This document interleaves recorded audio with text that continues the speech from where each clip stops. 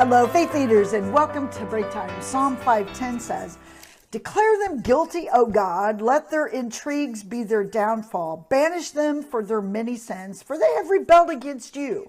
Now, David is referring to his enemies, the ones that are chasing him. But he starts this beautiful segment again by saying, "Lead me, Lord. Don't allow me to be saturated by my enemies, what they are doing. But Lord, take them down. Banish them. Get them away from me." Can you just hear his cry? But you have to remember he was being held captive inside of a cave. He was hiding from them. And so he was trying to be led by the Lord. But at the same time, he knew that his enemy's forces were coming up against him. It's a difficult place to be. And I think this is extremely appropriate in the midst of our workplace, because some of you may feel as if you have enemies chasing you. In all different kinds of forms. You know what it looks like in your heart. But you can choose whether or not you're going to allow that enemy to take over, to control you, as well as I can. But man, sometimes it does. But you know who David called out to? He didn't call his next friend and start complaining or have a rant session with his friend. He didn't talk to his other co-worker trying to create chaos. He talked to the Lord, and he was very direct. Banish them, Lord. Count their sins against them.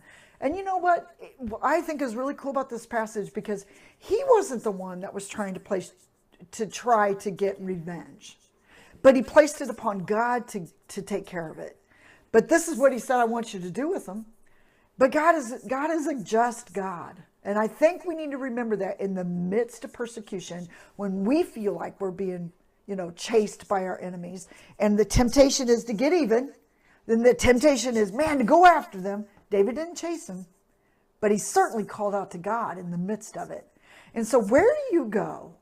Where do I go when people around us are pressing in on us so difficult in such ways that, it's tempting to start gossiping, or, to try to get people to see it your way.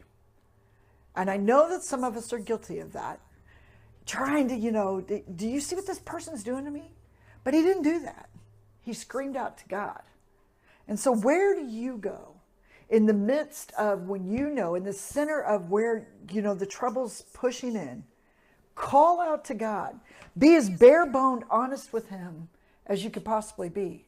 Because God's going to take care of you. He's going to take care of those who are pressing in and trying to ruin you, He's got